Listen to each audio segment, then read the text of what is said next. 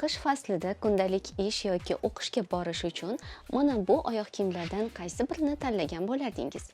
Albatta, bu etiklarni, to'g'rimi? Lekin mana bunday baland poshnali oyoq kiyimlarni tanlaydiganlar ham topiladi. Faqat qorli kunlarda kamdan kam. Har mavsumning o'ziga xos oyoq kiyimlari bo'ladi. Xo'sh, siz uchun qishda qaysi biri muhimroq? Go'zallikmi yoki qulaylik? Noqulay ob-havo sharoitlarida albatta ko'pchilik qulaylikni tanlaydi. Chunki vaziyatga va holatga mos bo'lmagan oyoq kiyim salomatlikka zarar yetkazishi hech gap emas. Qishki oyoq kiyim haqida gap ketganda qulaylikka urg'u qaratmaslik mumkin emas, ammo unga go'zallikni ham uyg'unlashtirsangiz bo'ladi. Buning uchun to'liq obrazingizni muayyan uslubga moslasangiz kifoya. Bu yil trendda bo'layotgan ugiylarga nima deysiz? Ugiylar ichki qismidagi astar tufayli oyoqlarni sovuqdan himoya qiladi. Kundalik foydalanish uchun juda qulay. Uni shimlar va sviterlar, ayrim turlarini ko'ylaklar bilan kiysa bo'ladi. Keng aylanali yubkalar, uzun bo'lmagan momiq kurtkalar bilan ham moslash mumkin.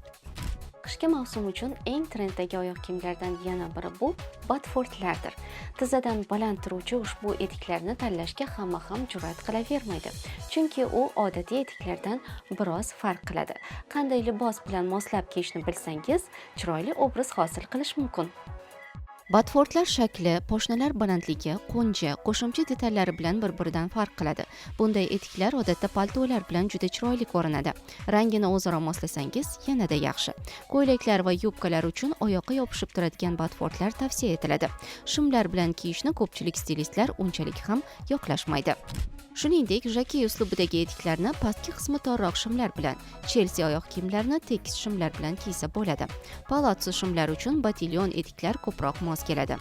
Oyoq kiyim rangini sumka yoki kamar va boshqa aksessuarlar bilan uyg'unlashtirsangiz, chiroyli obraz hosil bo'ladi.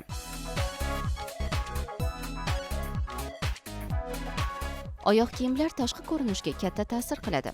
Hozir egnimdagi ushbu oq ko'ylak va 3 xil uslubdagi etiklar bilan turli obrazlar hosil qilib ko'ramiz. Baho berish esa sizdan.